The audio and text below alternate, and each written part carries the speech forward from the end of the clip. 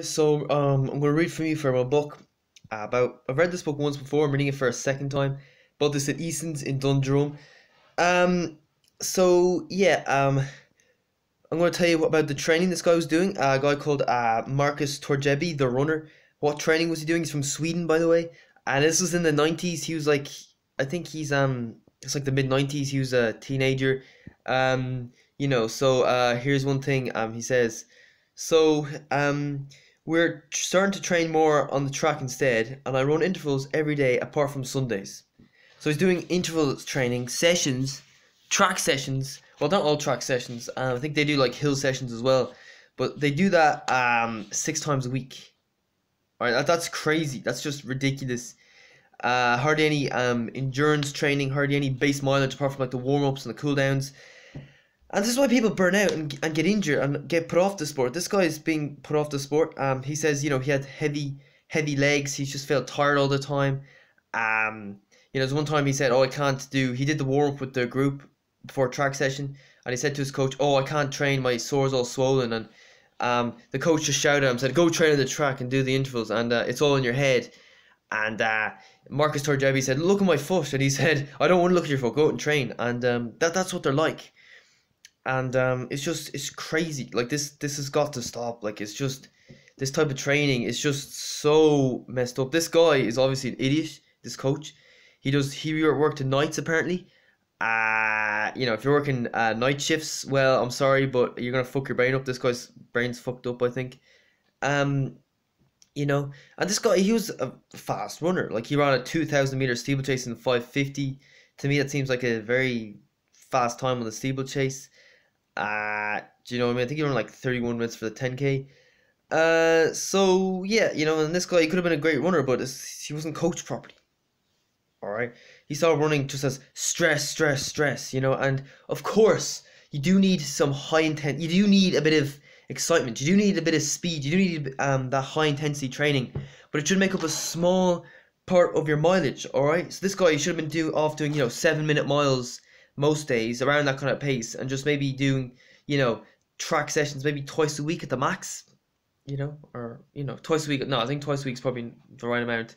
So yeah, we need to get that balance. All right, so like my friend in the athletic club, he ran 14:16 for a 5K. He normally does his easy runs at 7.5 minute mile pace. All right, and I was talking to my coach, and he was saying he always, when he sees the paces on Strava, he always feels like telling him to pick it up, but then he thinks, no, wait a second, this guy's ran 14:16 for a 5K. He must be doing something right. Do you know what I mean? So really, we need to cop on, okay? Like personally, you need to, like, we were told that you need to. Oh, if somebody's an expert, they're right. You just listen to them and not question what they say. But that is just completely ridiculous. We need to start questioning more, question these people's authorities, okay? So if you're going to the gym, you have a personal trainer training you. Don't just do it there. Don't just do whatever they say without questioning it. You gotta do what the coach says. Give them a chance, but do a bit of research on the side. Right? Is this a good idea? Is this a good idea? Do you know what I mean? And personally, I think the best idea would be to sort of copy the pros if you're getting into a new sport. Now that might sound a bit ridiculous. You might think, oh, but I'll burn out and get injured then. Yeah, you're right. But you do a lower volume and you adjust the paces. So the pro runners do their easy runs at say 6 minute mile pace, the 12:30 5K guys, and you're running say 17 minutes for a 5K. We'll do 7.5 minute miles on your easy runs. You're putting the same effort in at 7.5 minute mile pace as the pros are at 6. Do you know what I mean? So do you understand what I'm saying here? Okay. And let's say maybe the professionals are doing say 120 miles a week. Start doing that as a beginner. Crazy suicidal stuff. Maybe you might start just on 10 miles a week if you've never done anything before. That's fine. But slowly build on that. Okay? Do you know what I mean? Maybe do 10 miles one week, 12 the next, then 14, 16. Do you know what I mean? Slowly build up. Maybe build up to maybe 30 miles a week after a year. And then for next year, build up to maybe 60. So slowly, a slow progression. That's really what it takes. Okay? So,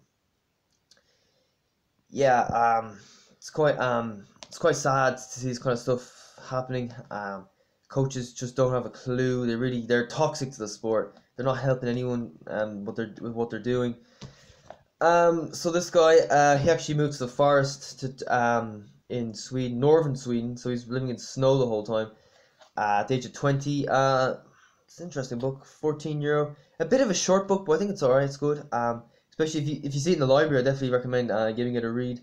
Because it's just annoying. There's so few books on running these days. It's just annoying. Like, do you know what I mean? It's just like even cycling. It's so many books about like cyclists and like why not runners? Do you know what I mean? Yeah, that's just the way it is. Life isn't fair. You get all these books about soccer players and GA players in the library, but when it comes to runners, when it comes to boxers not a good example. When it comes to bodybuilders, powerlifters, badminton players, there's like no books in the library based on these guys. So I think it's just like it's an ignorance thing. Like it's just really we really need to cop on. Stop being so stupid. Do you know what I mean? So yeah, that's my video.